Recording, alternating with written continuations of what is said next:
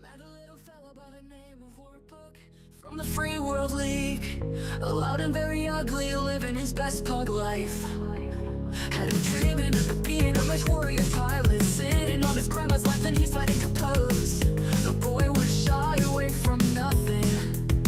That's a jag. Warbook pointed at it. I don't think it's a cat. I think this person might be my dad. That's the battle master. Oh no, excuse me, my hand slipped and destroyed it by accident. Warbook destroyed me again. Warbook destroyed another lance. Like he said he would know, he didn't even apologize. Warbook did it to you. You little warpug, not like the kindest guy. Unsportsmanlike, shoot your legs and warpug die. An eye for an eye, a man 5'9" and a hateful rise. Shooting DCK players like they shot Cujo. Little pug dog with a burgundy coat. Warpug destroy me again. Warpug destroy me again. Warpug did it to you. Warpug destroyed another lands, like he said he would, and then laughed in your face at the beginning. Warbook did it to you, and laughed in your face again.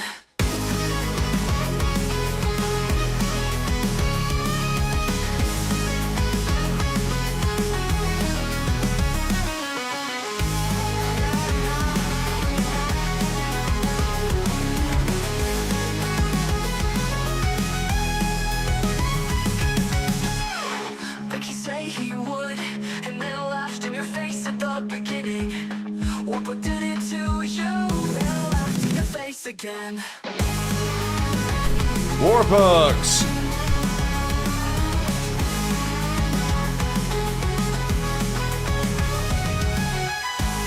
Like you say he would, and then laughed in your face at the beginning. Warbook did it to you, and laughed in your face again.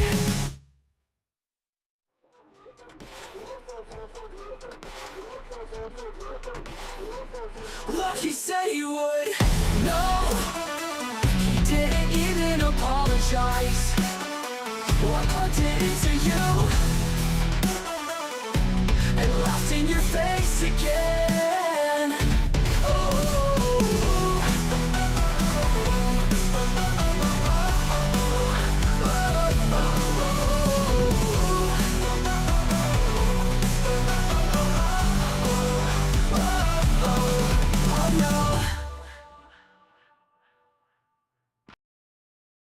What's up, guys? So, like, right when I was getting ready to go live, somebody tried to call me, so, give me 1 second to find out what's up. I need to hit the ring on somebody back, find out what's going on. Hold on a second, guys.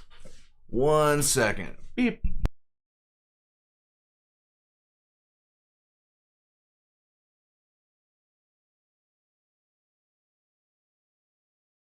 Okay, so, very important, boss. So let's see. Gear start. Evening, boss. Tonight, the Taurians learn very important lesson. Don't screw with the dependence of a merc unit. Hansen's Rough Riders have at last entered the chat. Guys, I'm about to watch my boys take a pounding. Effing chat for my feelings. It's gonna hurt. It's gonna be what it is. Warpugs, this has been a lot of fun. This has been a just ridiculous amount of fun. So, we're going to dive right in. We have, we're going to be completely caught up with at least one of the factions. We're going to be completely caught up with at least one of the factions. And we're waiting. Sven van der Plank is going to be done with that third secession war. We're going to be getting started on that. But, for those of you, just a little bit of an aside, for those of you who have been asking me to check out Animarchy history, I got a chance to talk to the guy. And he's a lot of fun. We spent about 3 hours talking to each other. That will be up. His first takedown of the Russian fighter program is going to be up on Patreon as well as memberships a little bit later tonight. Pretty much about 20 minutes after I finish this, it'll be up on Patreon. It'll also be up on memberships. Guys, let's get into it. The Taurian Concordat. And this segment is called Clinging to the Throne. You're playing some Deep Rock there, Captain Commander? Let's go. Let's go. Oh, boy. Turn up. Recording. The Davians are hunting. He does the same thing that I do. Hunting us down like rabid dogs, with no quarter asked or given. We fight back as best we can, but how can we stand against an enemy better armed and equipped, despite all our vaunted Capellan military aid? An enemy fighting on his own territory, repelling us as invaders?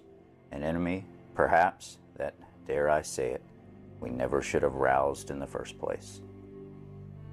From a report filed by Andreas McKellen, correspondent of the New Chapelle Defender, 18th of February, 3067.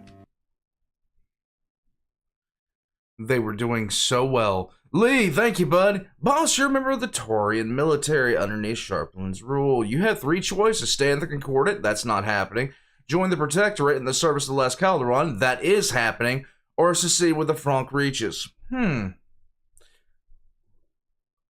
Probably either the second or third in that category there, Lee. And it's only because flat out, at this point, the Taurians are not the organization that, simply put, I know and love anymore.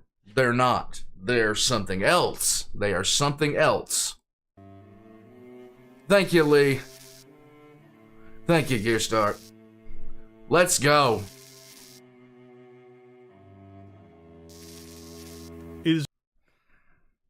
Excellent chat to Nuke Lorgar for not paying attention. It's an impossibility to give an unbiased account as to who Grover Shrapnel was, especially given his actions after the division of his country. Even if the majority of the world stayed within the clutches of the Concordat, the reason why it is impossible is because history has shown us the actions of Grover Shrapnel and the kind of monster he really was. Why do I say this?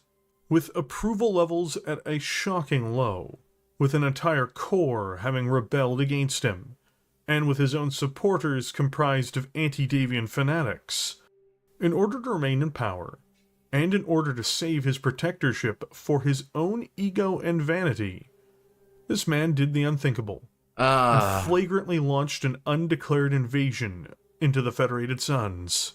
For someone who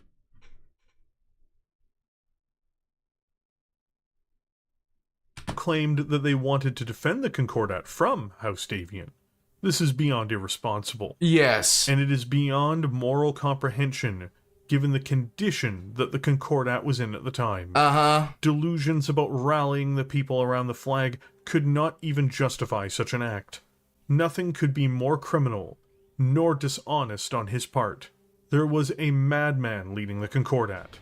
Someone even less stable and less scrupulous than the disgraced Thomas Calderon. Of course, the Federated Suns were caught entirely off guard by the attack. This was due to 2 major contributing factors. Okay, let's hear his, and then I'm going to give my own. 1. House Davian was engaged in a life-or-death struggle with House Steiner.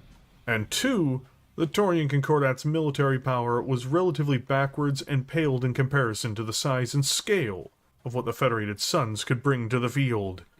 Well, I got one reason above any other. Wait a minute, we're the ones that are supposed to be making up reasons to invade them, not the other way around. Several planets fell in the advance of the soldiers as little resistance was encountered. This changed when they crashed headfirst into the AFFS and mercenaries, as local forces rallied around Duke George Hassac, as he responded to the localized, quite frankly absurd crisis. The Taurians had attacked across a broad front, and now paid for it as the counterblow landed. The TDF broke across most of the front, pulling back as they faced the Davians' fury. It didn't take long for reports to come back to the public, and in areas where units came from that had been particularly badly mauled, protests began to emerge. Yeah? The AFFS was defending their home, and they were rightly motivated with outrage when responding to their neighbors' utterly unnecessary aggression. This would instantaneously get anybody over there removed, because this is not what you're supposed to be about. We defend our home. We don't go attack somebody because we're upset at them because they make better whatever than us. It's so stupid. It was a PR nightmare on top of a strategic reversal. There was nowhere for the Protector to hide from the debacle now, seemingly. Remaining members of the various branches of House Calderon were looking, according to rumors, but there had to be some validity to them for candidates within the realm to replace him. If something didn't change soon, the remarkably unpopular tyrant of Taurus would find himself in a Davian prison, or perhaps a Taurian one, depending on what happened. Put him in a Taurian one. Something did happen. Fate turned towards this pitiful failure of a leader, when those beneath his command held in the face of a Davian counterattack over the Pleiades cluster. The Pleiades had been settled by the Taurians long ago, but for centuries lay within the borders of House Davian. A couple of the TDF's most dedicated units in all of this were the Pleiades Lancers and the Pleiades Hussars. Commands comprised of descendants of people who had fled House Davian's rule in the aftermath of the surrender of the Taurian Concordat so long ago. Determined to honor their ancestors, and determined to right what they considered a historic wrong, the Lancers and Hussars held their ground on Hyalati against a ferocious Davian assault, with both mercenaries and AFFS units trying to dislodge them, only to stumble. The larger force's failure to defeat them gave Grover the political capital he needed to stay the course, and to save his protectorship. The war transformed into the War of Reclamation, a war to right an ancient wrong that was inflicted on the Taurian people. The Lancers themselves were almost wiped out in the Battle of Lindsay, and the unit was merged with the Hussars to keep a functional regiment in the battle space. Kid Zerk, hey man, did you know that you already reacted to the Pancreas note? I did. I had the vid. If it's during that time period, Kid Zerk, I had the Rona. And it was bad. Yes, Matt Mergen, that's some heavy losses. I'll have to check it out after I get off of here, bud. I'll have to check it out, but thanks for bringing it to my attention. So, guys, I check out a lot of stuff. Like, every once in a while, I catch myself. But if I had the Rona at the time, yeah, I had the Rona twice. Support for the Thank you for letting me know, though, but I appreciate it. I'll check it out. Fell under Taurus's control. Originally intending to call in a multitude of favors, diplomatically, those earned with the Confederation, in order to attempt to end the situation with a Taurian victory at the Star League Council, this was dashed as the Star League itself came apart. War was to be the watchword of the Concordat now, and their fortunes continued to seemingly turn. Hassac was forced to reposition his troops, giving the Taurians the ability to surge their own, imposing their authority over the contested region. And, as they made their advances, they made a grievous mistake. But the Protector's ambitions did not end there. With real support now, and stunningly foolish resolve, he hired mercenaries to help end his territorial integrity issues with the Calderon Protectorate in 3068. The infamous Black Angus boys were brought on board after their expulsion from the Magistracy of Canopus. The unit wasn't exactly known for their willingness to fulfill contracts, and they failed to do so in this case as well, when they were ordered to assault Martinic. This opening to the campaign spelled doom for the entire venture, and left Grover once more in a difficult political position, having failed to crush his potential usurper, and leaving the Protector in still uncertain waters. Still, this was the high watermark of the Taurian realm, despite all the costs. The losses of machines and blood, the overextension, the lopsided alliances, the crumbling relations inside those alliances, the internal turmoil, all of it had not impeded the Taurians to push to their furthest limits against their longest-standing enemy. The army was stretched, the realm was tired, and the fighting, while less resoundingly loud for the exact moment, had yet to stop.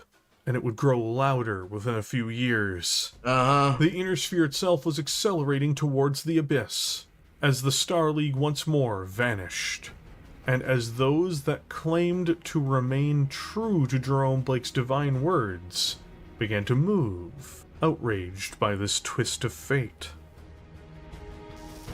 Protector Grover Shrapnel would have history write him as the man to reconquer the Pleiades cluster, as well as the man who took up the role the Calderons had failed at for decades. And he would... Yeah, I don't think this is going to go the way that you think it's going to, okay? You need to be selling diabetes on TV, like diabetes coverage, not this. would also want to be remembered as the man who helped to modernize the TDF through an international partnership. Okay. If he could control that, I am certain... Hold on a second. I got somebody that won't leave me alone. Come here, you. What do you think of this glorious jerk? What do you think? Can you give your opinion? At all?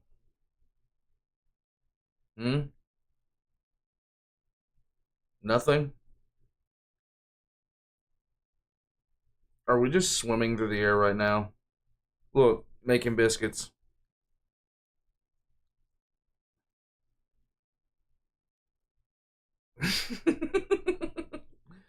Alright. There you go. Yeah. I think that's what's going on here. Let's go. that is how he would force the world to remember him. Shrapnel, though, certainly would not want to be remembered as the man who dragged the Taurian Concordat into tyranny, one with him at the center of it. Nor would he want to be remembered for foolishly throwing away the lives of young men and women to appease his Capellan allies. Who certainly looked more like masters than partners. And he'd not want to be remembered as the man who lost the NCR and Protectorate through his vile, paranoid, narcissistic, self-serving governance of the Concordat. But he'd never... He's sounding more and more like me. He needs to start just dissing this guy. Let's go. Diss track this guy right now. Never know how history was going to remember him. Because in May of 3074, while once more dealing with the crisis of his own making, several asteroids struck Taurus. Oh! One destroying the capital city of Samantha. In the process, most of the government was killed, and tragically millions of ordinary citizens. Though thankfully for the long-suffering people of the Taurian Concordat, so was Grover Shrapnel. Bye! In a cruel twist of fate, it was to be his successors who would ultimately pay for his hubris. Of course.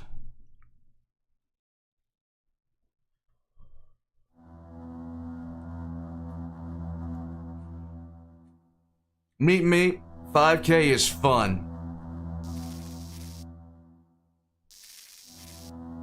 Victory in war does not depend entirely upon numbers or mere courage. Only skill and discipline will ensure it. Flavius Vegetius Renatus. Ding dong, the dick is dead.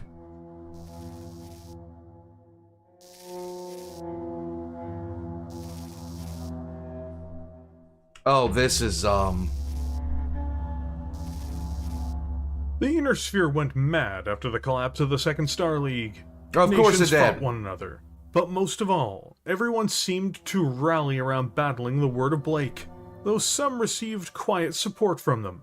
It is impossible to describe the gravity of the cataclysm both the Inner Sphere and Taurian Concordat survived, without first discussing how the Concordat aided, in a seemingly symbiotic relationship, the most sinister force in the Inner Sphere. Oh boy. The ones who brought this madness to a fever pitch. Oh boy. That is, the Word of Blake.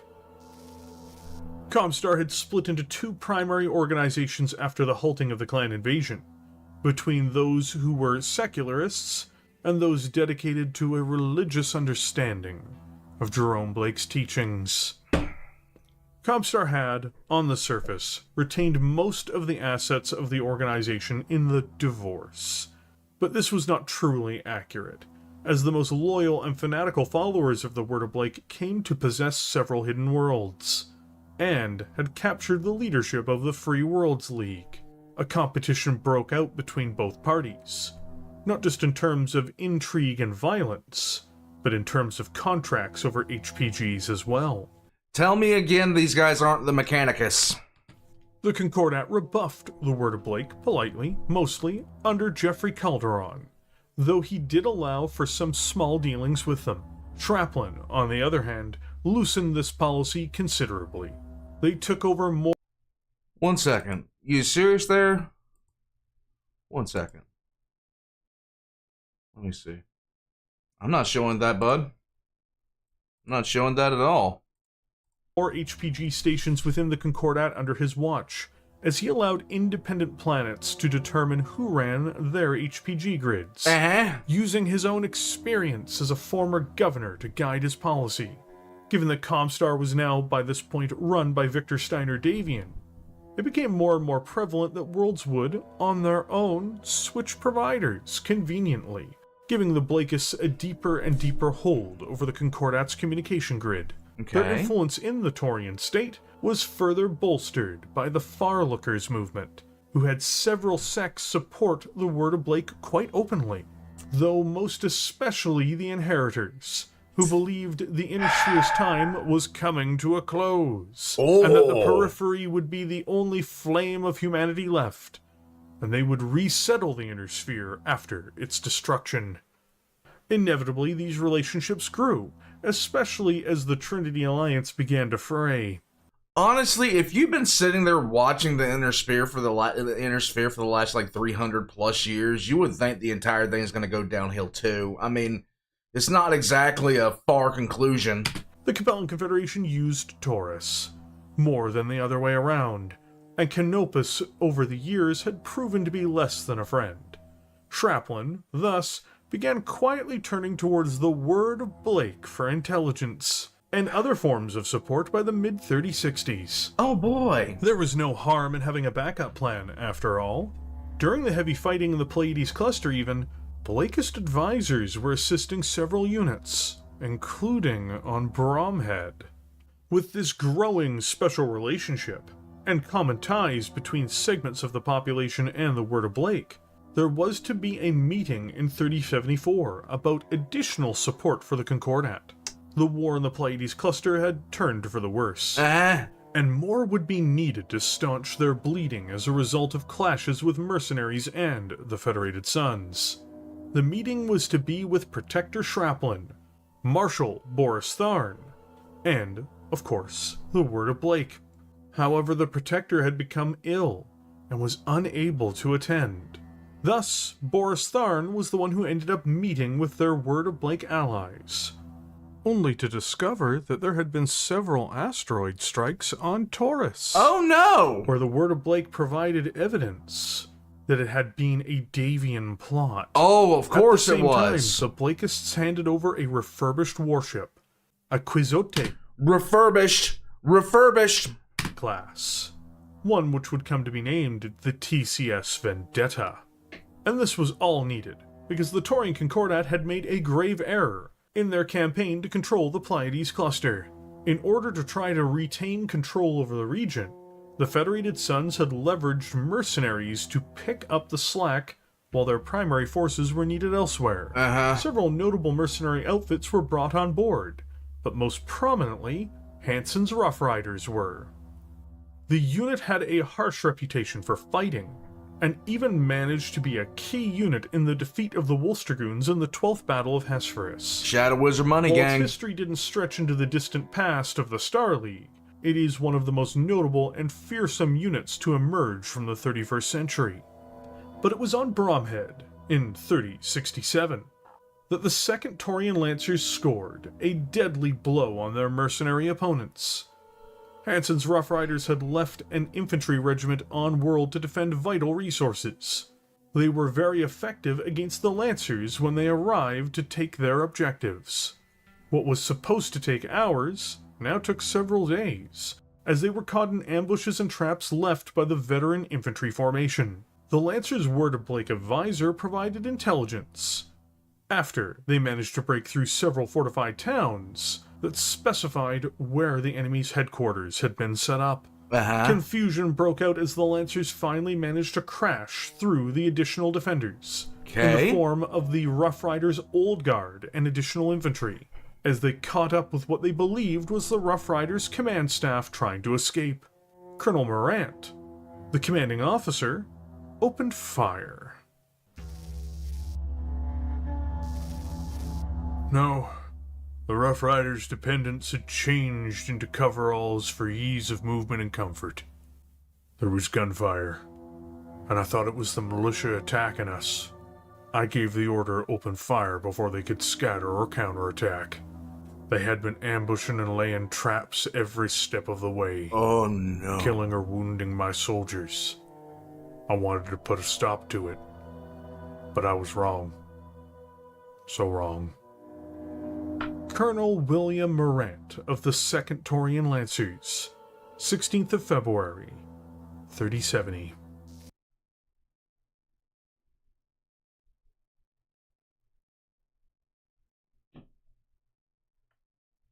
Oh no. Oh no. Oh no, no, no. That's a bad sign for everything that's coming. This is gonna suck. Oh, damn.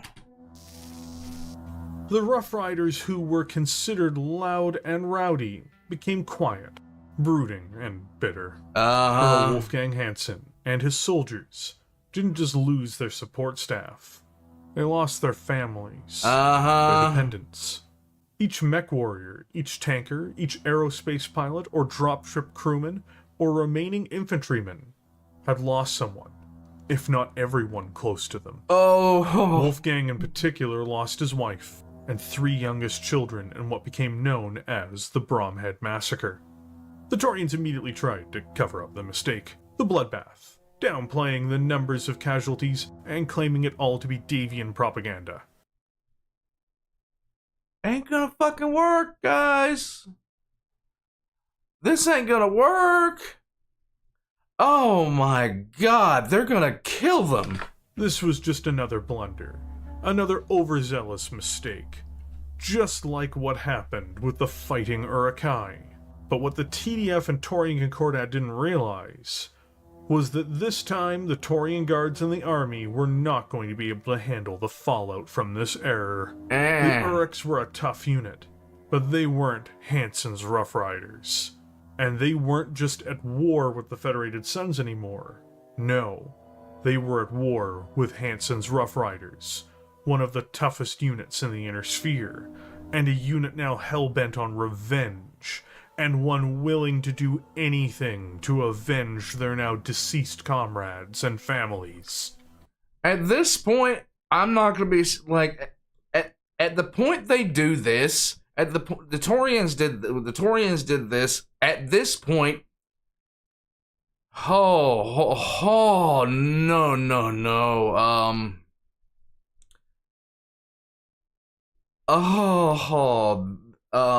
the Hansen's Rough Riders is like, I can't even be mad about it. I can't even be mad about the ass whooping that's about to commence. Avalon, what's up? The worst part of it all was that the Taurians didn't even realize as a whole the full breadth of this critical error, as the Rough Riders didn't immediately strike back against them. A group of pirates raided Middale, a planet where the Rough Riders were stationed to defend, in the guise of being the Taurian guards, and were functionally annihilated for their troubles, with cockpits shot out after the mechs were disabled. Mechs were turned to slag as the Rough Riders smashed into them with reckless abandon. This was just a precursor, though, for what was to come. The Rough Riders' War of Vengeance truly kicked off when the TDF opted to raid Middale themselves. And they did so with the 2nd Taurian Lancers. They were running headfirst into a furnace of destruction and had been misguided by their allies, the Word of Blake, as to not know the full gravity of what they were about to face. When Hansen's Rough Riders realized what they were up against, it was a slaughter. The TDF were annihilated by the rage-filled, grief-stricken Rough Riders. It was a massacre. Only a handful of survivors were pulled from the wreckage by Davian forces. The Taurians got their first taste of the war they started, and it was beyond bitter. Taurian propaganda began depicting them as House Davian's hired death squad, as a result of the massacre of the Lancers, claiming that they were those who had abandoned all honor or laws of civilized warfare, which is ironic coming from the Taurian Concordat. Are you pulling a Cameron right now? Are you pulling a Cameron? Whereas the Taurians had held out against the Davians in the Pleiades cluster, in no small part due to the bravery of their Pleiades units, things did not look particularly good on other sections of the front. Thankfully though, understanding the importance of what they'd gained, the Pleiades was now reinforced with new units. And this was because even though the Federated Suns might have had superiority on other sections of the front, they themselves were now stretched thin, and couldn't simply push into the most valuable Did you have to take out the wind turbine? Pleiades. Just a question. They were also having a little bit of trouble dealing with the fact that the Word of Blake were now sieging New Avalon. But the status quo was about to change.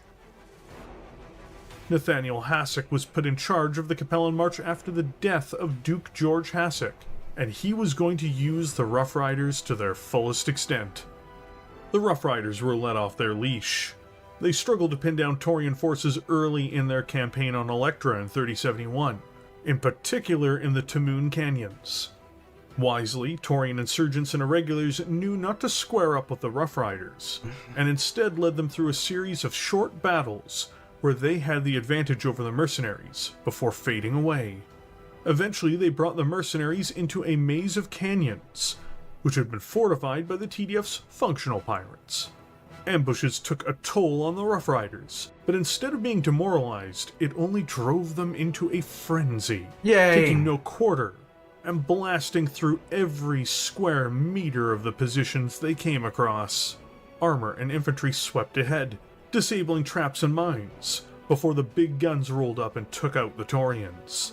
What's important about this fight was that when the Rough Riders went over the spoils and weapons caches they uncovered, they unearthed a host of nuclear weapons. Oh no! Were part of these stockpiles. The Taurians had attempted to withdraw from the canyon complex they'd so bitterly defended. Oh boy. Only to find their escape had been bombarded by aircraft, cutting off their primary exit. Instead of confronting them again, the Rough Riders unleashed nuclear annihilation on the Concordat soldiers. The Taurians' publicity denied the weapons were theirs, and denounced the Rough Riders as butchers and monsters for using them. But the MRBC found that these weapons were in fact of Taurian origin, and did not fault the Rough Riders for their usage in battle. I wouldn't! You screwed up! The Rough Riders now had nukes and were willing to use them, and unfortunately so did the Taurian Concordat. The next big fight emerged when the Rough Riders struck into the Concordat in 3074, pillaging McLeod's Landing's vital industry regions for 2 days. The junta at the heart of the Concordat lost its first vital war industries to the Rough Riders, and these were the first major industrial losses since the attack on Taurus. But revenge was on the way, especially after the Whoever this is just fired his PPC directly into a mountainside. Good job. Sun attack on their capital, because the TDF, in retaliation, launched a full invasion of the contested planets on the Davian side of the border. Oh, God. Their campaign was swift and brutal. In June of 3074, Taurian assaults hit Bromhead, Middale, Brockway, Hyalati, and Lothair. On Bromhead, Brockway, and Middale, the TDF employed nuclear weapons, killing tens of millions of FedSun citizens and soldiers as a consequence. The next world they hit, this time in January, and the one that held out, was Brucette, which had been struck by the newly formed 4th Taurian Lancers, a unit comprised of survivors from the 2nd Taurian Lancers that had not been deployed on Middale and new recruits. The Lancers were torn apart by ambushes and massed artillery and airstrikes, as this was a trap laid by the Rough Riders. And this all happened before the Rough Riders finished them off in an ugly mop-up operation. Once again, the Concordat came up short, against the Death Squad. Almost a surprise to no one, the war turned even uglier for the Taurian Defense Forces as the armed forces of the Federated Suns and mercenary counterattacks came in February of 3075. House Davian struck back on Mendham, as well as Lothair, Warren, and Hylate. Much to the chagrin and shock of the Davians, not everything went their way. The Taurians managed to cling on to Lothair, repulsing the invaders and keeping their claim to the territory. They drove Warren into a stalemate as well, not giving it up, but failing to fully repulse the AFFS. It was on Mendham that they simply couldn't hold, and on Hylate, where the Rough Riders ruled over the defenders, blasting them out with fuel air bombs and nuclear weapons, devastating the TDF defenders. Hey, congratulations, Mordred. Giving back where they could, Marshal Boris Tharn's forces seized Rendam in April of the same year. The planet had held out recently against the Word of Blake, but it cost the Fed Sons dearly. When the TDF showed up, they battered down what was left, seizing their objective. Only a few days later, the Rough Riders once more landed on a Taurian planet, this time Amber Grove. They struck their enemy hard and fast, first targeting Taurian command centers with nuclear attacks, before sweeping the planet. This wasn't even done to capture the world. They spent several weeks rampaging through the planet's industries, burning its vital production facilities to the ground, and the horror of this fight was far from over. Beginning to have had enough of these trading blows, the Concordat opted to employ its now treasured warship, the Vendetta, against the Rough Riders. The irony. Sending it to recently lost Hylate and bombarding the planet from orbit, annihilating the world's HPG station and military facilities. While the Riders didn't get out unscathed, they got a clear message. The Concordat was going to give every bit as good as they got. If there was ever any doubt that this was a Scorched Earth campaign, the years of 3075 and 3076 would easily dispel that. A Scorched Earth campaign in your own territory is a bad way to go. Events descended entirely into madness. It could be assumed that any engagement with the TDF would involve nuclear weapons, and it was assumed the other side would carry them as well. Nothing better characterized this than the Second Battle of Brucette. The Concordat, copying the strategy that they had had on Rentham, letting their functional allies the Word of Blake strike first, launched a dedicated assault in June, with the Vendetta and its flotilla supporting the advance. House Davian's navy, however, had been searching for the Vendetta, and was positioned in system, resulting in a clash between warships. Mirroring the victories of old, the TDF's Vendetta overwhelmed the AFFS's Cathil, a Fox-class warship. Unfortunately for the Taurian invasion force, both sides prolifically used nuclear weapons, which struck the planet and its major cities in the exchange, blasting the planet and killing millions while the world burned. There we go. The Cathil was destroyed in this fight, but the Vendetta and its fleet were forced to retreat to repair and rearm. The planet became the site of several more battles throughout the rest of the war, with even more nuclear weapons used, causing unthinkable damage as both sides descended into barbarism and orbital bombardments. Despite the wholesale destruction across the region, things didn't slow down. A vengeful Hansen led his men to strike at Stirrup in November of 3075, plundering their defense sector for resources, though not having the time, seemingly, to burn the facilities to the ground.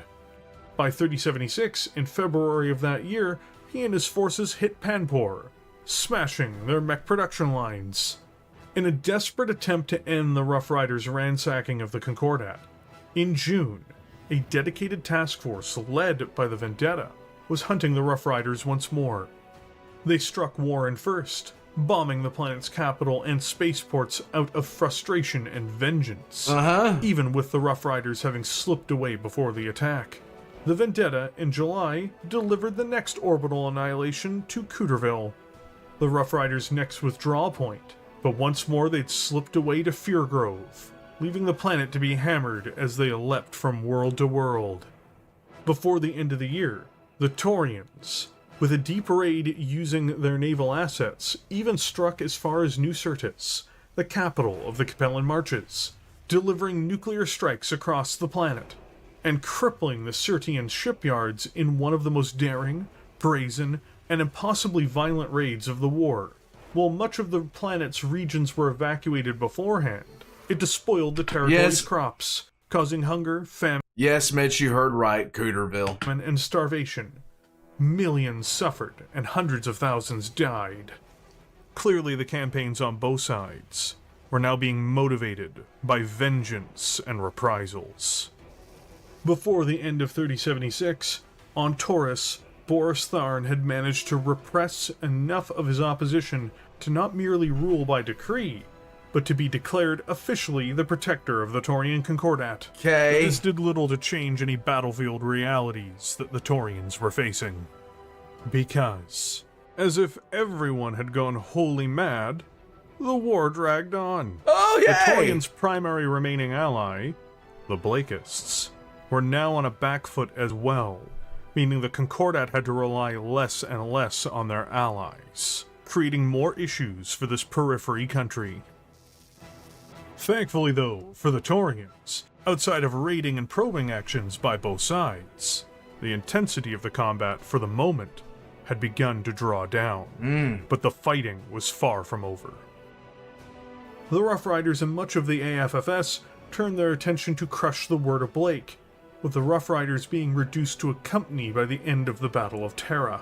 But with all of these events happening, the AFFS reoriented, as meetings were settled about how to put an end to the fighting on the Taurian border once and for all. Right. Though, diplomatic channels were opened by the Calderon Protectorate, which had, at the start of the campaign, supported the Taurian Concordat, but after their brethren's reckless use of orbital bombardment, for moral reasons, they'd withdrawn their support. The cat girls find you morally reprehensible. You screwed up. They were now seeking a diplomatic solution to the bloody and horrific war that had been taking place. Despite the armed forces of the Federated Suns being a bled force, it still had teeth. Operation Matador was organized, and it was the Sorry, my brain is damaged. last great battle of the war, a war that had been raging for over 13 years.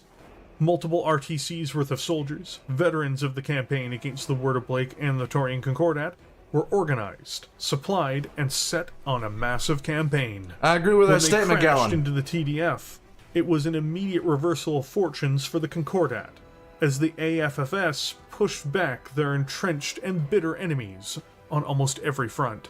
Only one offensive lane failed, and it was the one led by Nathaniel Hassac. He was ambushed and killed on Ridgebrook. Oh. This then threw his entire command into chaos. The main force behind this part of the attack, the Elysian Strikers and Syrtis Avengers, were badly mauled in the fighting that followed. Outside of small graces, the speed of the other advances, and the pressure from the Calderon Protectorate resulted in the Taurians coming to terms with House Davian. Prior to this settlement, they'd once more come to the point where they were seriously considering the employment of mass nuclear weapons. But after over a decade of war, after all of the horrors and losses, they were tired. For the Davians' part, they hardly wanted to face more total warfare, especially warfare that would devolve into the use of tactical and strategic nuclear weaponry. The Calderon Protectorate used this moment to cement what was needed: peace. A negotiated settlement was reached, where the TDF would surrender the vendetta to a multinational force, including the Calderon Protectorate, Federated Suns, and themselves. And in exchange for releasing their grip on the worlds outside of the Pleiades cluster, the Concordat would retain control over the Pleiades. The treaty was signed on July 2nd, 3080. The long 13-year war, and truthfully a war which had its origins going back even several years before, was finally at its end. In the aftermath of this long drawn-out conflict, Taurus determined, with new evidence to hand, that the asteroid strikes on Samantha, the capital, had been done by none other than their former, now destroyed ally, the Word of Blake.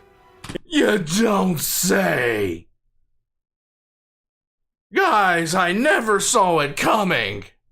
In the fighting, the TDF's army was broken and never fully recovered.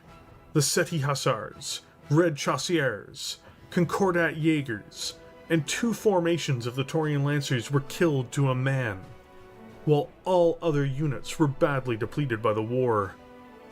The Concordat lost several vital worlds, but they had reclaimed the Pleiades, or at least a broken husk of the Pleiades. Yep. Delusion ran rampant on Taurus and in the Concordat, as this was viewed and presented as a victory. Uh-huh. Congratulations, you now have a whole bunch of completely blasted hellscapes. A win is a win, I guess?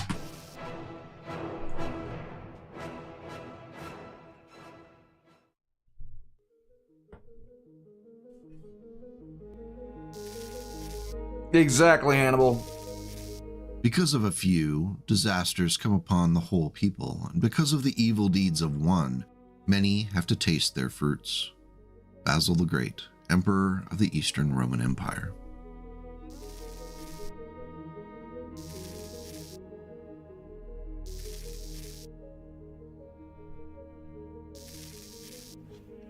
Generations of hatred, generations of paranoia, and a full age of the worst fighting the Concordat had seen since the collapse of the Star League had turned the Taurians into what can only be described as a delusional state. Yay. The institutions, once thought to keep the nation honest, had become the embodiment of dishonesty. The new Protector was little more than a general with a crown. The government's various branches supported him with vigor during the war with the Federated Sons.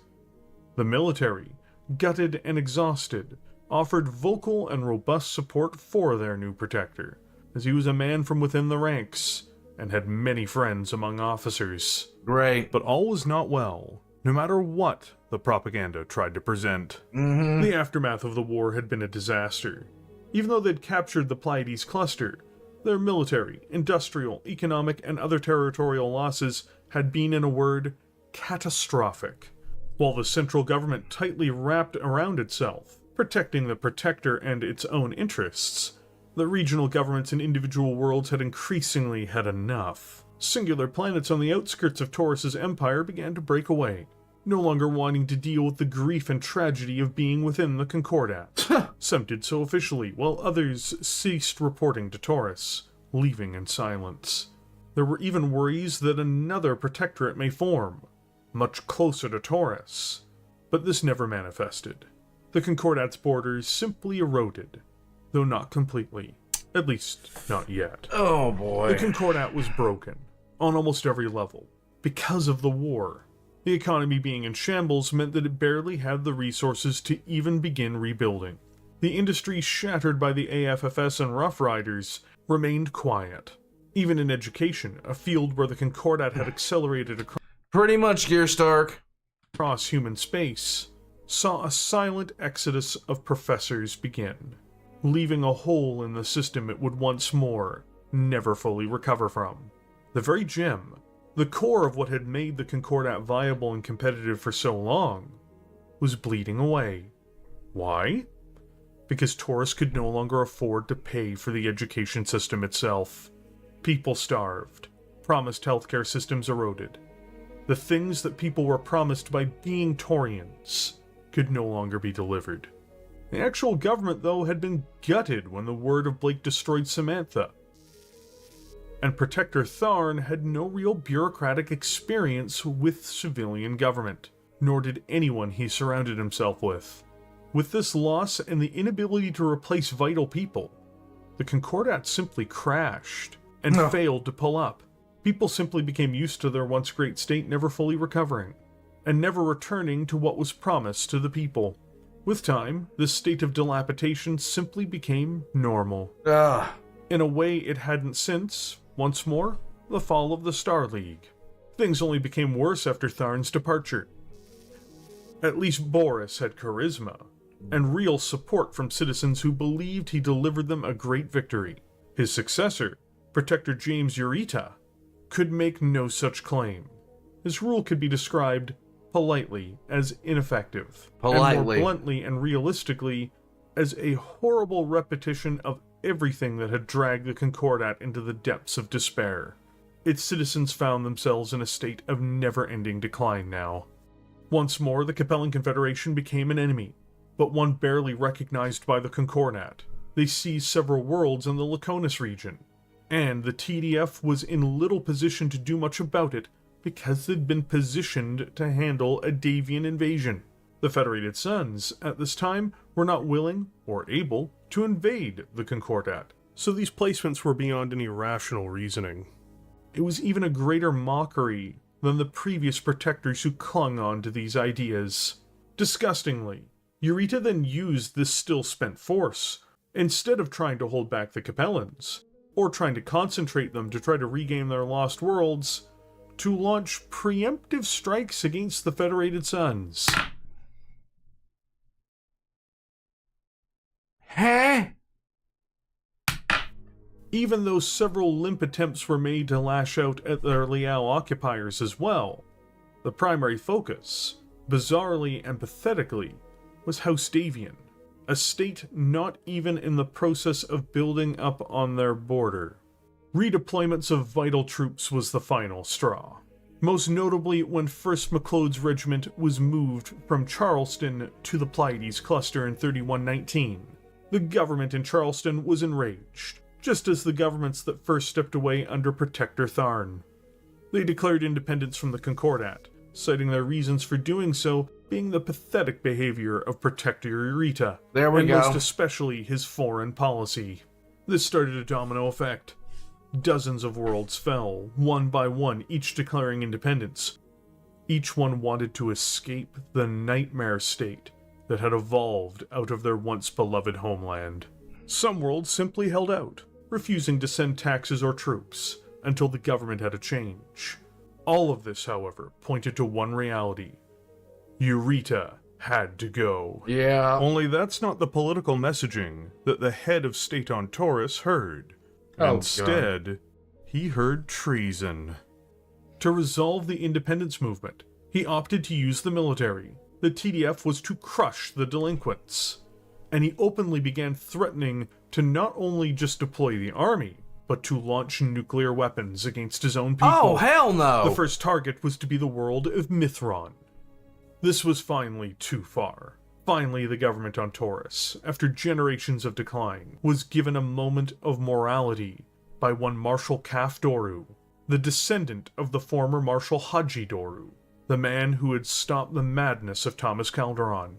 Marshal Kaf Doru knew what the legacy of his family was, and the responsibility that history foisted on his shoulders.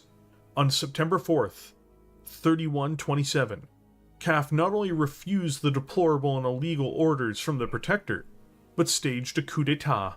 Ureita was arrested and then promptly executed for high treason against the people of the Taurian Concordat. Okay, good. Whereas Haji had left the Taurian state decades earlier, after the near same act.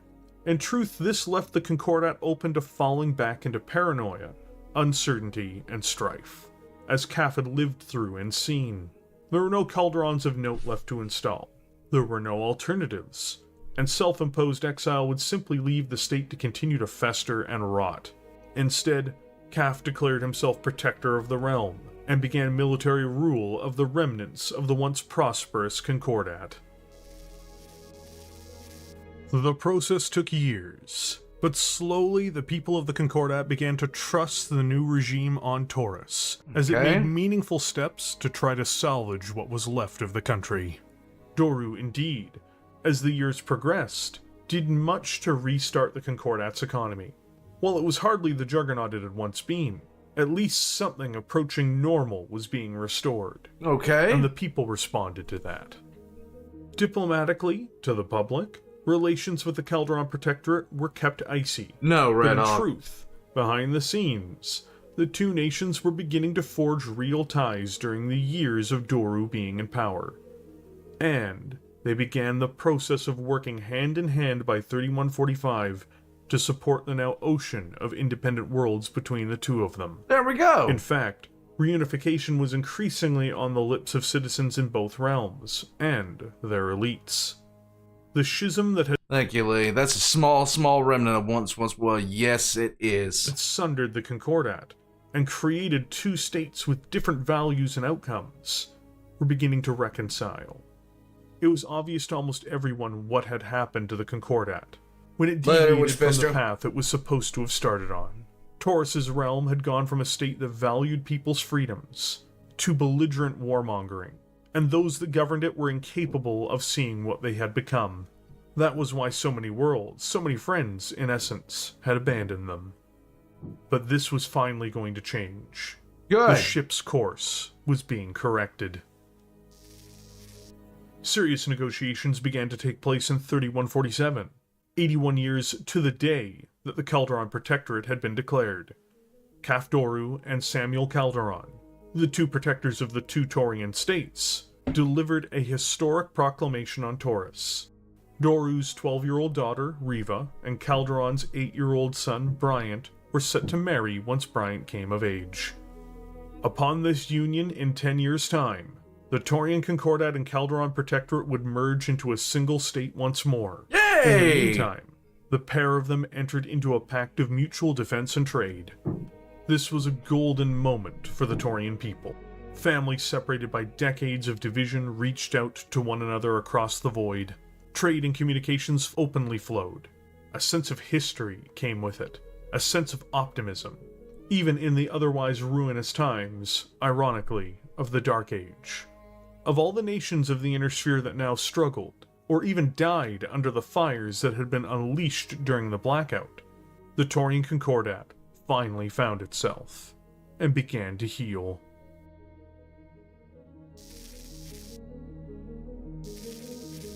I think that's the wrong way to look at this. We're all Taurians. They've never stopped being Taurians. That's true for everyone in the Protectorate, and it's true for everyone who declared their independence from the insanity of Ureita. It's insanity and short-sightedness like that which divided us, not something fundamental. With that out of the way, we're left with the common ancestry. Only a Taurian can understand what that means. Protector Caf Doru, when asked about the idea that the Concordat would be a junior partner in the restored Taurian state. 3147. Hey, yellow one.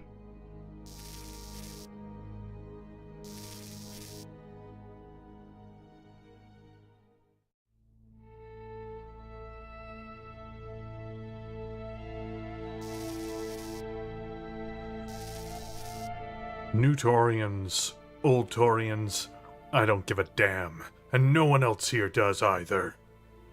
They can take all their flags and get bent. Grossbach belongs to no one but those who were born here. And that's how it's meant to be. Doru and Calderon can die in a ditch. Yay!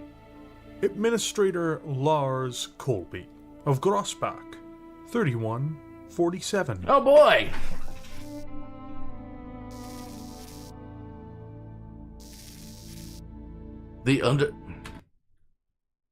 Are we Star Trek 6ing this bitch? We're Star Trek 6ing this bitch. The historic deal between the two powers raised many questions, and created uncertainty amongst the now independent worlds in the former realm of the Taurian Concordat proper. Many planets had become isolationists themselves, or petty despots, who now clearly saw a restored Taurus as their potential enemy. While there were plans to ensure that the unification was built to last between the two powers, there are increasingly those who would want to see this process halted, for the sake of being independent from the power that would fill the vacuum the original Concordat left behind.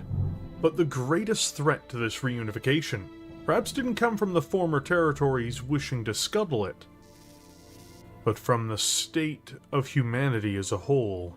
The Inner Sphere in the preceding decades, since the Black...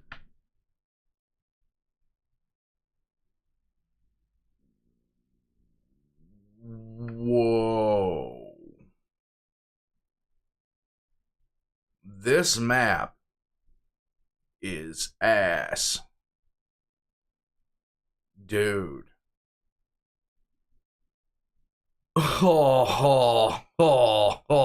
This map is ass. Blackout had become a fractured mess. The clans had run roughshod over the whole region. The Republic of the Sphere, the power that emerged out of the Blakist defeat on Terra decades earlier, shattered, before being swallowed by the new Ill clan. Each region was finding itself in a bitter struggle for survival, most notably though in the Taurians near abroad, the Capellan Confederation and Federated Sons. Not only had these two giants traded blows with one another, but the Federated Sons had found its capital world seized by its old rival, the Draconis Combine. Oh! This instability, though, had the real impact of creating threats abroad. The Calderon Protectorate had done much to have reasonable relations with the Federated Sons, and the Taurians were now trying to not antagonize them. Sadly, this didn't take into account the situation in the more localized region, the Capellan March. Duke Alexander Hassac had recently returned to his capital, after years of supposedly leading his 6 Syrtis Fusiliers after the Capellan invasion had claimed New Syrtis, the aforementioned capital of the region he legally governed. He set to work, rebuilding his personal properties, as much of the civil and industrial damage from fighting on the planet had already been repaired. Just prior, First Prince Julian Davian liberated the planet, and he was in the process of now liberating New Avalon, the capital of the Federated Sons as a whole, from Combine occupation. Okay. Hassac clearly felt threatened by Julian, oddly denouncing both him and the Capellan Confederation as he officially took his title of Duke. Oh yes, that's a thing, by the way. The Duke wasn't actually the Duke when he originally left. His mother had been. Oh. And she'd been executed by the Confederation after the original fall of the planet. Oh. So, now the rightful heir, he had returned to claim his throne. Sweet! And was now responsible for the entirety of the march as a result. His denouncement of Julian, at least in public, stemmed from blaming him for the deaths of civilians and soldiers on the planet. He also vaguely alluded to the First Prince working in collusion with House Liao. An odd claim if there ever was one. In short, the new Duke of the Capellan Marches was not exactly moving to the same drumbeat as the rest of the Federated Sons. On top of being an administrative pest, and disobeying the treaties and obligations put in place by the First Prince while clashing with other military brass locally, who were loyal to the First Prince before the Duke, I should make clear, Hassac began investing significantly in expanding military production and recruitment, even forming a new unit, the Syrtis Scourge, a group wholly loyal to him first. Okay. To anyone with any political understanding of the kind of person Alexander Hassac was, normally he would hardly be a major concern. He was a blustering moron for the most part. But he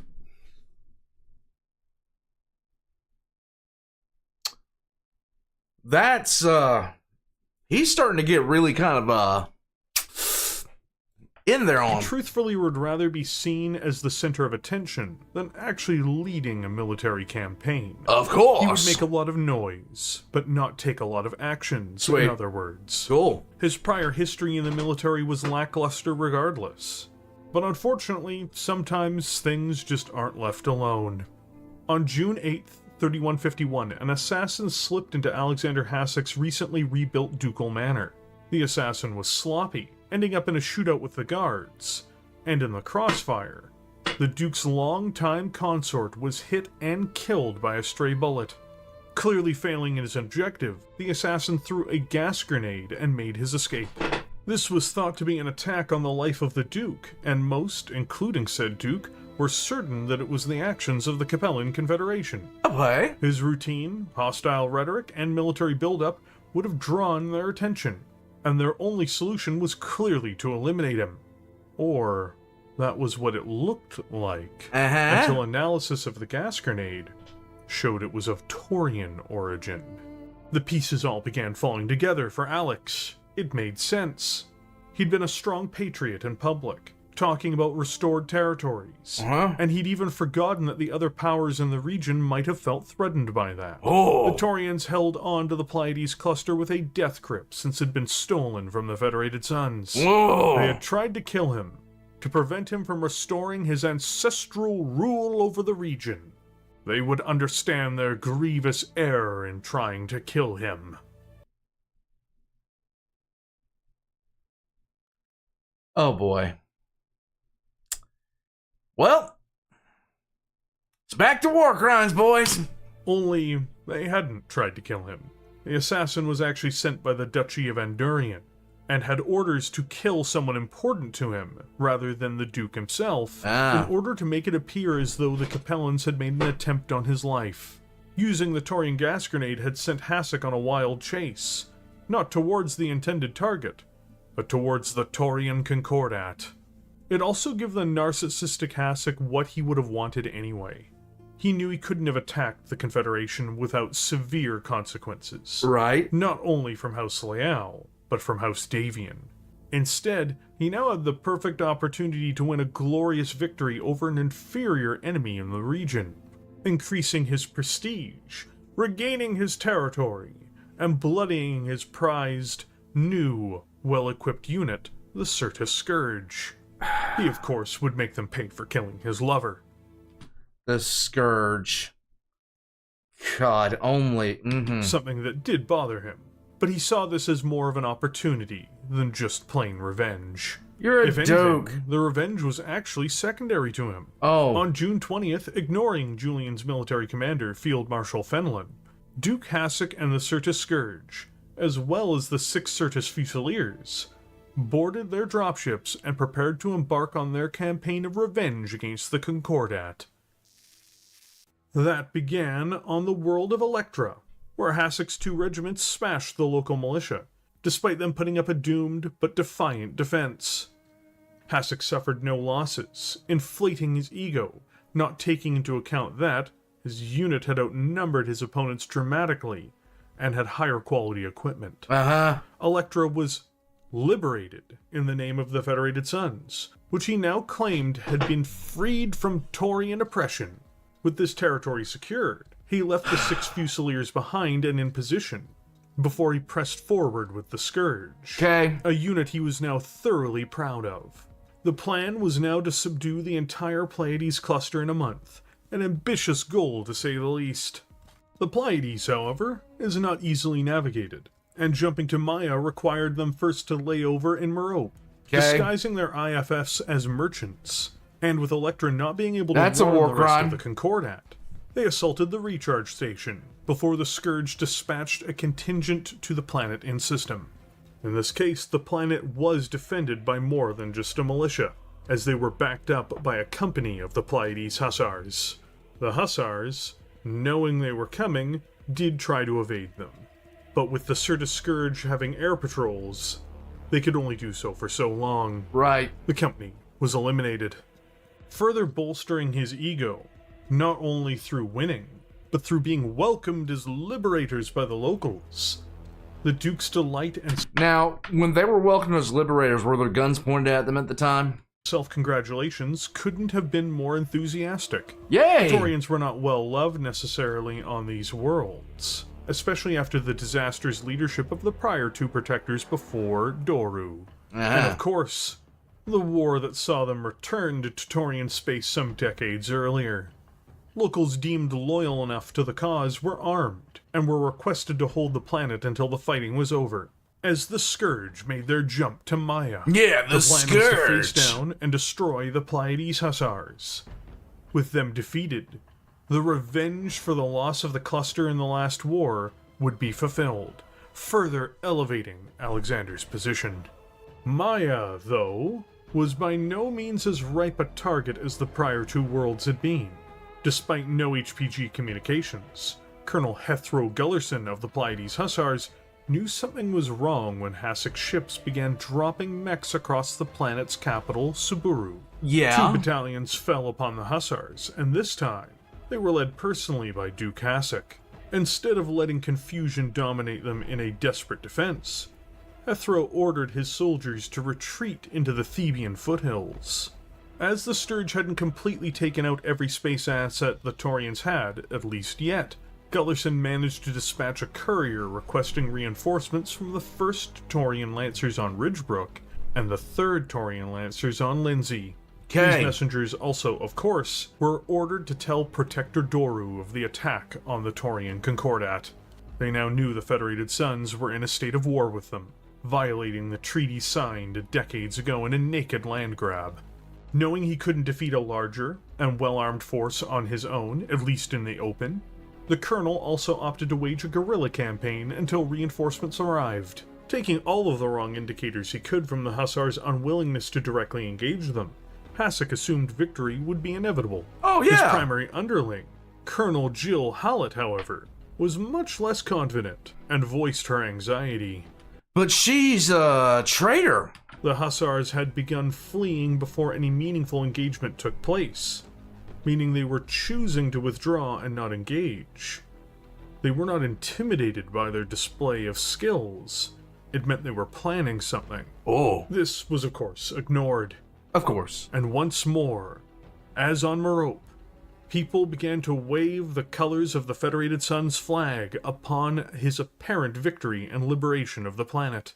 Wanting to get this over with, soon, as he wanted desperately to return to New Syrtis with news of his conquests, Hassac tried to bring the Hussars to battle. Weeks passed and nothing came of it, despite extensive sweeps. Almost a month later, there were signs of Hussar tanks near a logging camp, and a deeply frustrated Alexander Hassac, instead of sending scouts to confirm their findings, ordered the Scourge to mobilize. Oh boy. Wanting to strike before the Hussars could vanish into the hills and forests once more. In bird culture, this is considered a dick move. They struck this token element of the Hussars hard, sending them fleeing. Pursuing despite protestations from Hallett, his troops spread out, weakening their position. The Hussars then manifested from concealed positions. Bye. Striking the Scourge with ruthless fury. Only by burning the forest could Hallett buy her soldiers time to reposition. Savaged Too but not late. broken, Hassac's Scourge was now left vulnerable to the Hussars. Neither force was strong enough to entirely dislodge the other, but the dynamics of the battle had changed. This new stalemate dragged on another week before Hassac sent for the Fusiliers to reinforce his position. But the call came too late. Oh. The 3rd Taurian Lancers appeared in system and announced their arrival.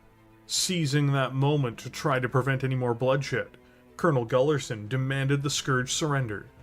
Instead, that night, the Scourge attacked, hoping to rip down their enemies before they could be reinforced. Hassac gambled that if they could do enough damage to the Hussars, they could buy time for the 6 to arrive and save the day. Unfortunately for him, the experienced Taurian colonel had anticipated this brash move. The Hussars counterattacked into the teeth of the Scourge advance. Yeah. They fell back, but were unable to break free from the Hussars before the 3rd Taurian Lancers landed and finished cutting off the Syrtis Scourge. The Duke's failure to surrender peacefully saw his unit utterly shattered and destroyed by the furious Taurians. Bye! There were survivors, and Alexander Hassac was amongst them.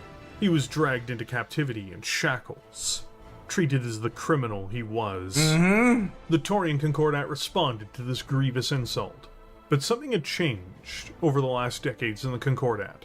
Protector Doru's leadership, not merely in society, but in reforms made in the military, and the sorts of people in the military, had significantly changed the army's culture. What before would have devolved into a full-blown military campaign, one with nuclear weapons being deployed, and desperate calls that the nation's survival was at risk, instead had a very measured and careful tone. And that tone wasn't just delivered to the people, who would be informed of the dire and genuine attack, but the same messaging was delivered to the Taurian defense forces as well. You are aware by now that in July, a Davian strike force came to the Pleiades intent on seizing the cluster and reabsorbing it into the Federated Suns. For those of you who may have heard otherwise, let me assure you that our forces prevailed against this literal Syrtis Scourge.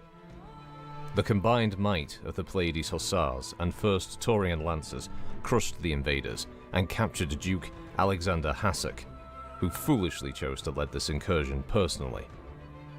This was not an objective raid, but an unprovoked act of war, and Protector Doru has authorized the TDF to respond in kind. Punitive operations have already begun, but these will be measured responses, designed to remind the Davians that we are not weak.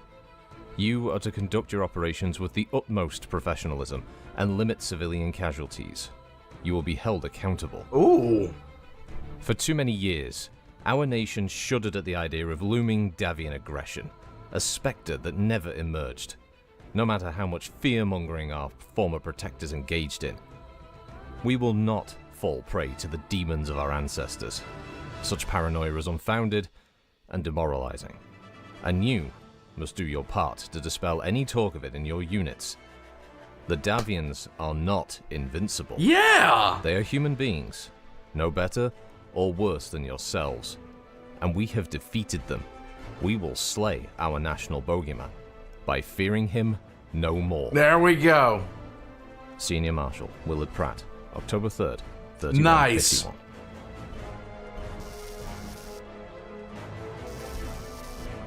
Electra was liberated by the 1st Taurian Lancers on August 21st.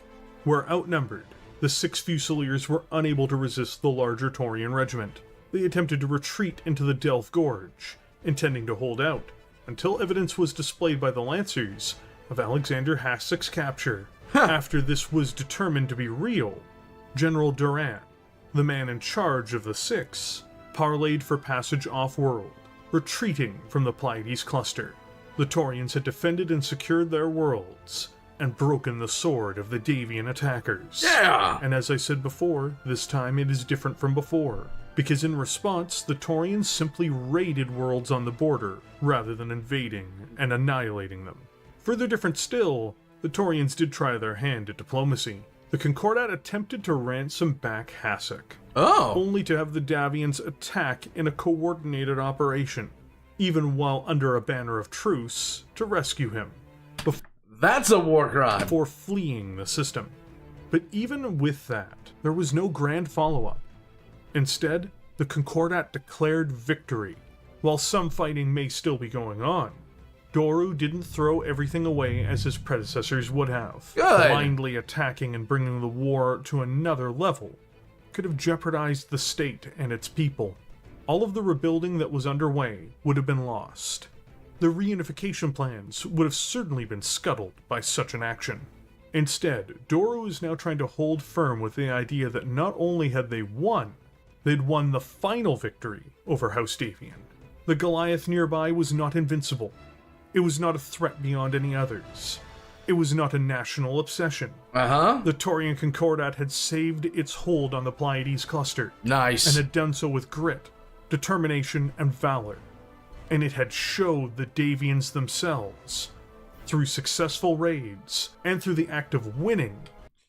1 second. I got distracted by with something. Grit, determination, and valor. Watch this guy. And it had showed the Davians themselves, through Yeet. successful raids, and through the act of winning, that they were not so easily bullied on their own lands. Indeed, Doru's farsightedness regarding the Federated Sons, the reunification of the country, and the rebuilding of the nation, if they have the charisma to carry this forward through their personality, will be the greatest gift a Protector has delivered to the Concordat in hundreds of years. Nice. Caf Doru will have given the Concordat what his ancestor could not. A confident, fresh start, and a brighter dawn for all the children of the state to inherit. Nice.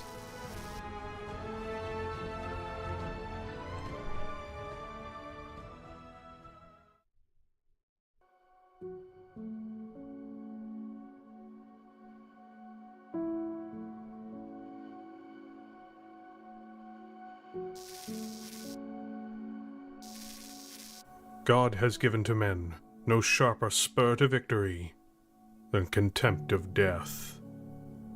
Hannibal Barca.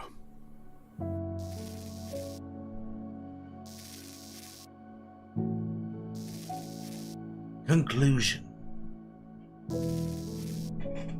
Since its founding, since Taurus became the center of the Hyades cluster, before becoming the throne of an empire in the periphery, the Taurians have lived with the legacy of tragedies, and has struggled with its identity bordering on the inner sphere. When Samantha Calderon envisioned this new home for mankind, in her mind's eye she saw something that reflected only the best in people. They would take to the stars, take to new worlds, and live lives built on respect, independence, shared sacrifice, and the ideals of free people.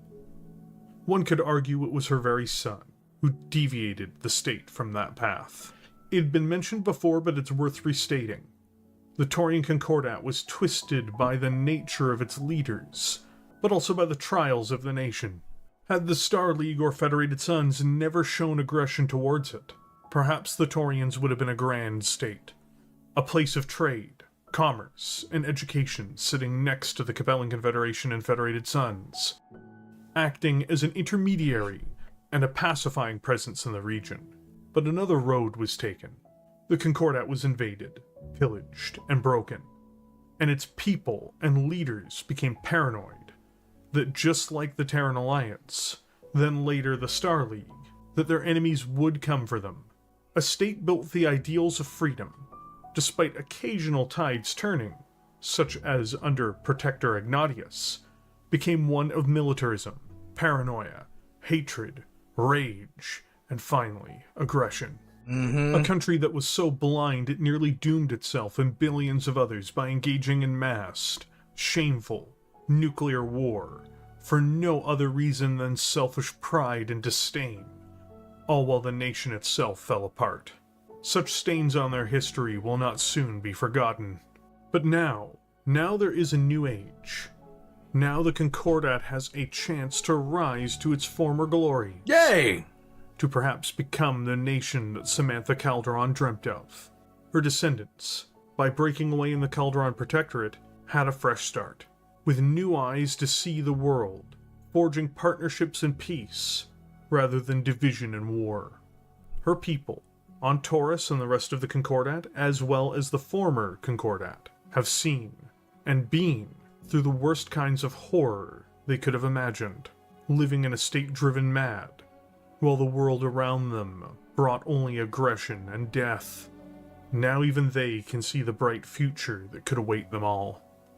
Obstacles still remain, but if they can come together, from simple people to the army, to the elites, to the governors of planets, to the protectors of the realm, and embrace the spirit that formed the Concordat almost 1,000 years ago, they can build a future brighter than anything they could have imagined only a handful of years prior, and they can begin to rise to take their rightful place amongst the great human nations, where they belong, and look towards the stars in the distance, and reach out to them with their hearts and minds open to exploration, prosperity, and freedom.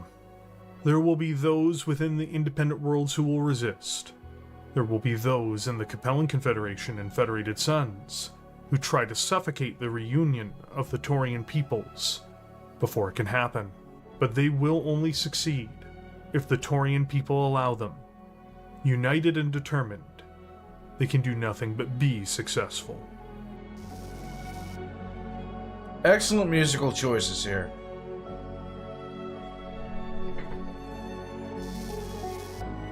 I think the odds of us repeating the mistakes of the Lyrans and Fedis are near zero. For one, they tried to unite two people with no historic ties, no common ancestry, as Protector Doru puts it.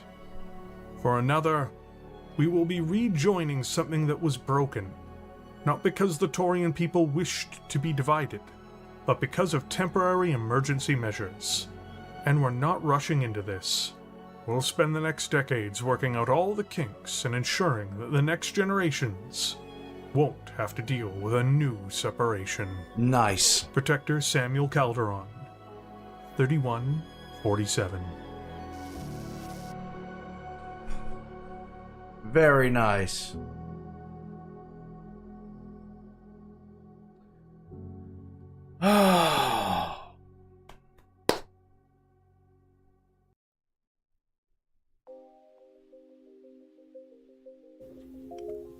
So now you all see why there has not been as many updates on the channel over the last 2 months. Okay.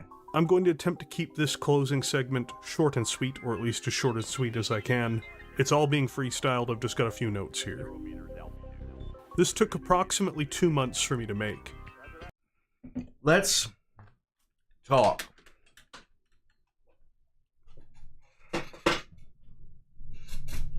Okay, first of all, that last map was an utter hellscape. The fall of the Second Star League must have been absolutely just beyond hideous. All right, so that's what that was just nasty looking. Hold on, let me see if I can't find it. I know it was here.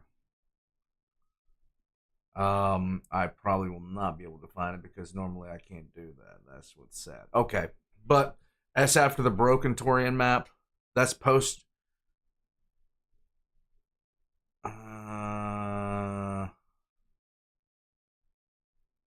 There it is.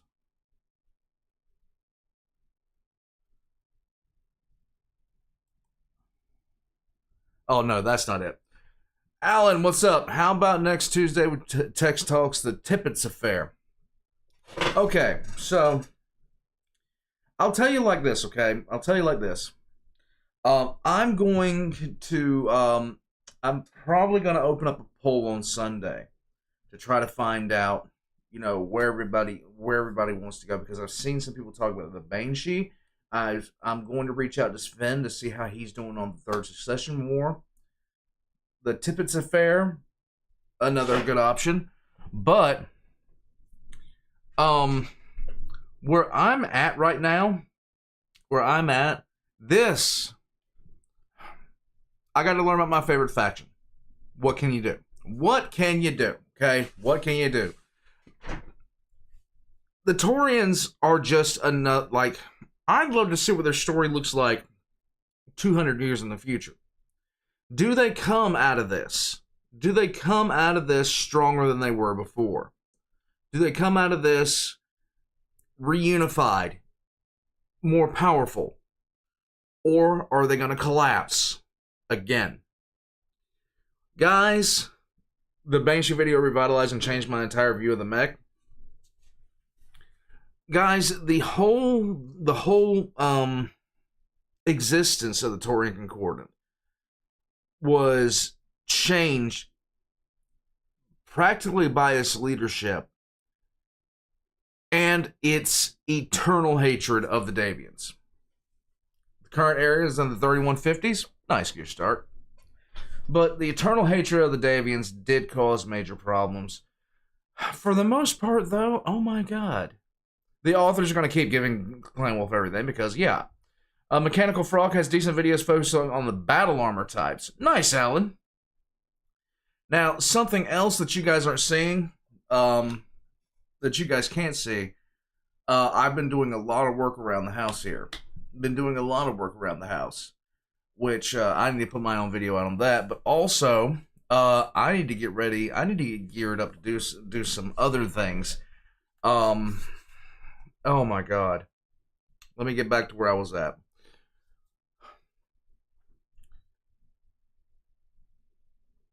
So, since I learned about the Taurians, I felt kind of like I kinship with them. Like they're the one group that seemed remarkably rational, considering the insanity of the other houses. In particular, House Ureita. House Ureita is just nutty.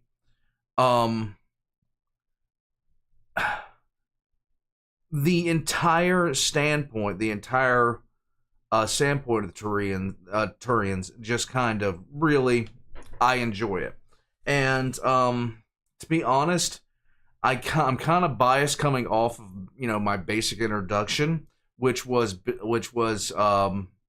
through Text Talks.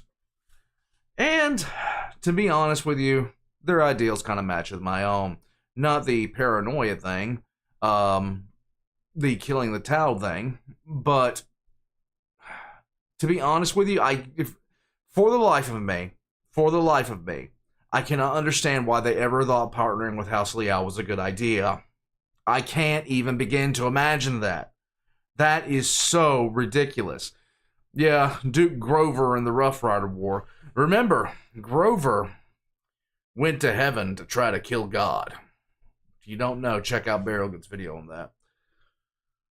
Guys, we're going to keep on learning about Battletech. Battletech Tuesday will kick back up next week. We'll figure out what we're going to be checking out at that point.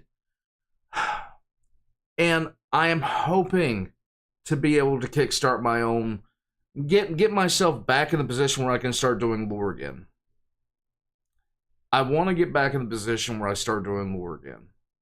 It has been too long for me. It has been way too long for me. And a bunch of people have wanted me to do Battletech lore. In my own fashion. Best guess with the layout relationship. They've been the underdog for so long. They see the Capellans just like them. Lee, I think you might be able to see it that way. I'm not sure how exactly you would, you know...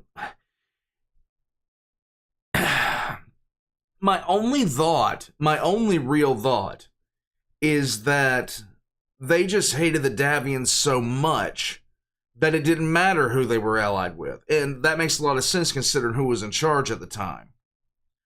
Warpugs, I'm going to take off from here. Subscribe to Big Red Big Red. Oh my God, my brain, guys. My brain is an utter trash fire. I'm sorry. It is what it is when it comes to that. You guys know me very well. Subscribe to Big Red-40TECH. Subscribe to me if you haven't already. Leave a comment down below. Hit the like button. I am going to be taking off, and I've got some things I got to do before the night's out. Probably going to be a 3 a.m. kind of night for me. Until next time, Warpugs, you guys have a great night and a good week. And do something important for yourself. Do something for yourselves. Later, Warpugs.